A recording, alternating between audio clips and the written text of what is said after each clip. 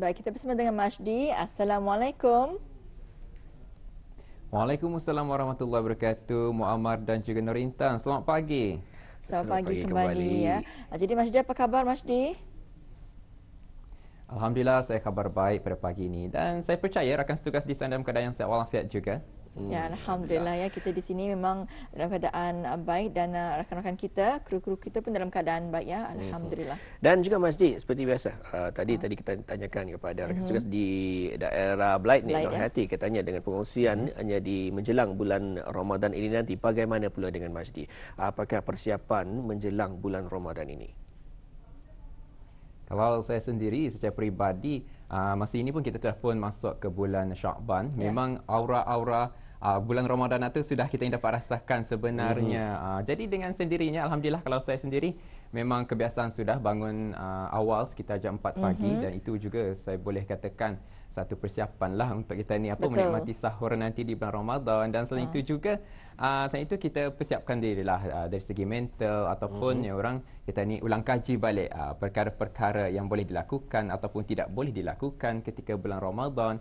Walaupun orang kita ni tiap tahun berada di bulan Ramadan, tetapi perlu juga kita ni ulang kaji itu sebenarnya. Kerana kita ni selaku seorang manusia kerap lalai sebenarnya. Jadi perlulah ulang kaji perkara-perkara tersebut. Jadi kita Masdi tadi aura-aura Ramadan tu, kehangatan Ramadan tu terasa sudah tu. Semakin ia menghampiri semakin terasa tu.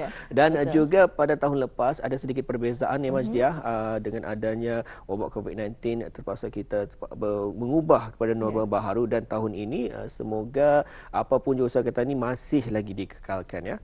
Ya, dan juga kita percaya ya, antara persiapan juga adalah ya mungkin kalau kaum wanita ya membersihkan rumah ataupun membeli makanan ya untuk penyediaan nanti sebagai juadah ketika berbuka ya, untuk persiapan awal.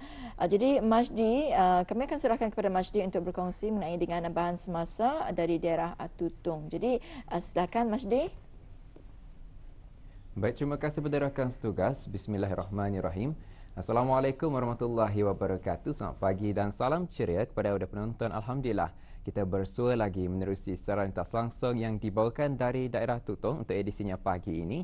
Dan terlebih dahulu, Auda, saya kongsikan satu info semasa kepada Auda yang ingin mendapatkan borang permohonan bagi mendapatkan ruang gerai Ramadan bagi daerah Tutung. Masih lagi dibukakan sehingga 31 Mac 2021 ini, dan bagi sebarang pertanyaan Auda bolehlah terus menghubungi Jabatan Bandaran Tutung di talian 422-1232 atau 422-1009, dan tarikh akhir menghantar borang permohonan adalah pada 31 Mac 2021. Dan ada beberapa info semasa akan saya kongsikan lagi, namun terlebih dahulu mari kita saksikan bersama bahan rakaman yang kami sediakan untuk tontonan Auda pagi ini.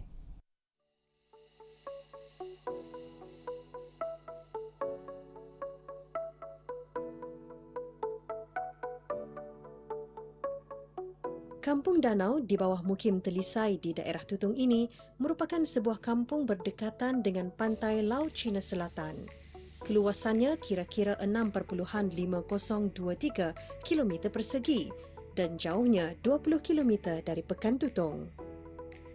Kampung Danau diambil sempena nama sebuah takungan air, iaitu Luagan. Mengikut cerita, sekitar tahun 1800, kampung ini didatangi oleh seorang ulama dari Sumatera yang pernah menjadi imam di masjid kampung ini. Ulama tersebut menamakan luagan tersebut sebagai danau. Maka, sebutan danau itu kekal dan akhirnya lahirlah nama Kampung Danau.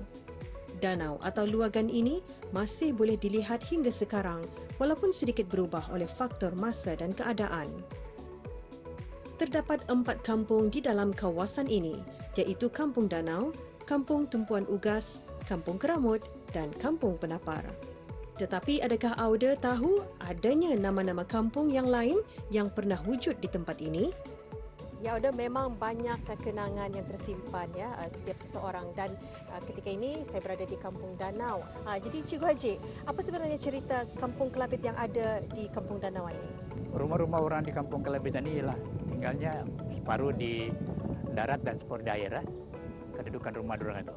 Jadi kenangan yang dapat tambah lupakan ialah kalau musim hujan misalnya, musim hujan lalu melalui masjid, kemudian melalui kampung Kelabit itu kalau musim hujan bisa menyurok dari bawah rumah itu. Menyurok kan di bawah rumah itu supaya tidak kena hujan lah, itu sebab rumah zaman dulu itu bertiang kan. Jadi apabila sampai di sini dekat yang kita Biriani ada satu apa namanya, bukan sungai ya, tapi merupakan satu aliran air lah. Aliran air itu jadi kalau musim pasang air itu tinggi. Jadi ada seorang nih hamba Allah nih yang baik hati lah. Hamba ingat namanya si Abdul Manap lah. Jadi kalau ya nampak kami ini, ia yang membawa kami ikut menyeberang. Kalau ada 45 orang, ia menyeberangkan lah. Nah, itu pengalaman hidup ya yang hamba rasa masih menjadi kenangan sehingga pada masa ini. Jadi saya rasa Kampung Kelabit ini terdiri pada berbagai keturunan lah. Ada yang dari Brunei, Kampung Brunei, ada yang memang daripada asal di sini. Jadi kebanyakannya dorang itu apa namanya, hidupnya kebanyakannya macam mana lah.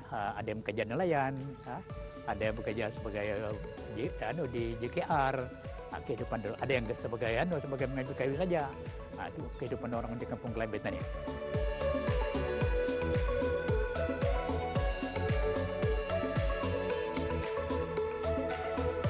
Sejarah awal penduduk di kampung ini sebahagiannya mendiami di sebuah kawasan bernama Kampung Penyatang sebelah darat dan sebahagian lagi di kawasan tepi pantai dan tebing sungai. Dengan kedudukannya berhampiran pantai, ada di antara penduduknya mengusahakan pembuatan garam laut dengan membakar batang-batang kayu hanyut dan mengambil abunya untuk dijadikan garam setelah disiram dengan air laut yang masin menjadi buku untuk kegunaan sendiri di bawah tahun 50-an dan ianya dipanggil garam takang.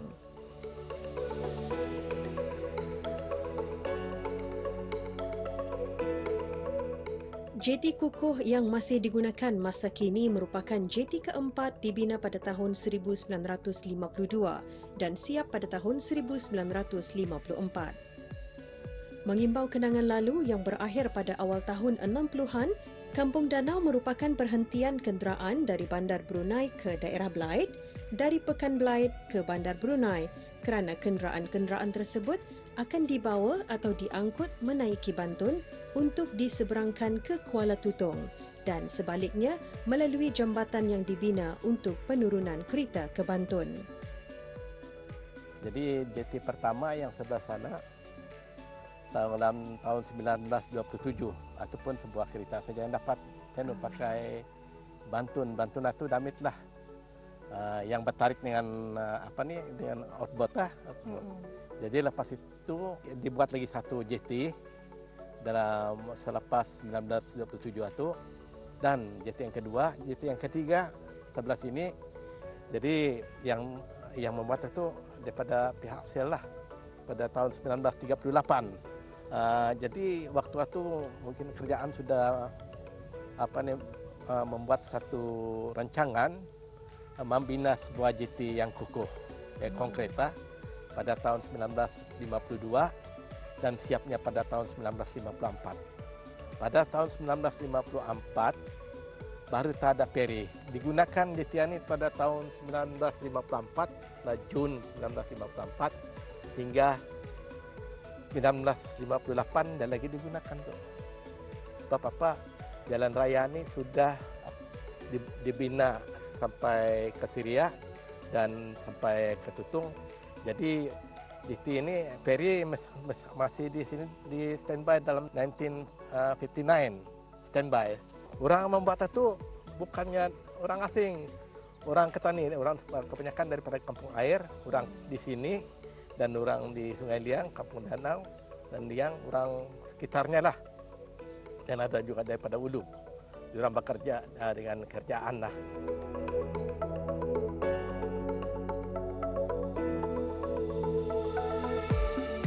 Masjid Kampung Danau yang ada masa kini merupakan masjid ketiga yang dibina pada tahun 1972 hingga 1973. Masjid kedua bertapak berdekatan dengan masjid ini pada tahun 1953.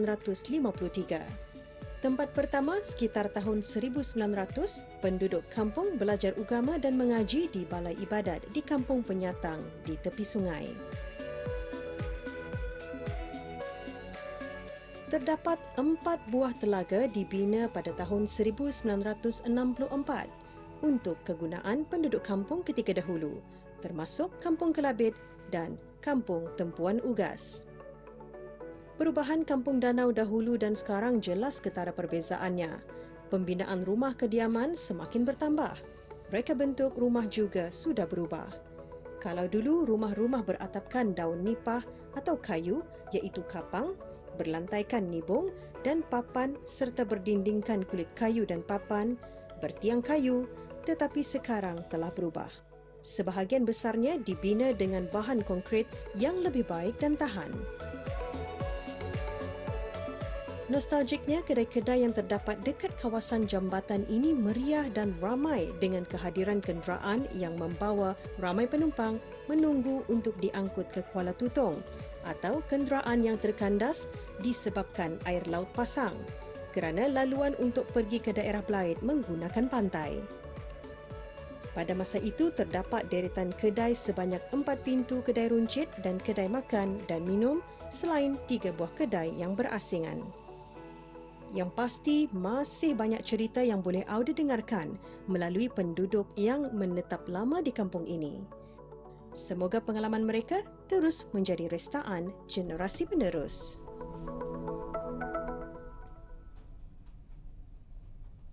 Berada itulah dia ya pendekatan rakan kita Ernie Sofinah Mustafa mengenai dengan Kampung Danau. Itulah dia ya sejarah penamaan Kampung Danau dan juga pembangunan yang ada di kampung tersebut. Pasti banyak cerita-cerita sejarah yang menarik di kampung tersebut dan antaranya yang kita dapat lihat sebentar tadi adalah di mana masih lagi terdapatnya danau di kampung tersebut, di mana penamaan Kampung Danau adalah diambil daripada danau yang ada di sana, dan itu antara kampung yang ada di daerah Tutong ini. Ia mengingatkan saya kembali kepada soalan rakan kita Dr. Iskandar sebelum ini menanyakan mengenai dengan kampung-kampung dan juga penamaan kampung-kampung, dan ini adalah antara sejarah penamaan Kampung Danau. Dan juga kita dapat lihat JT yang masih terdapat di sana, ya, JT lama yang dibina sekitar tahun 1950-an yang digunakan sebagai tempat penurunan bagi mereka yang daripada bandar ke Kampung Penabai dan kemudian menaiki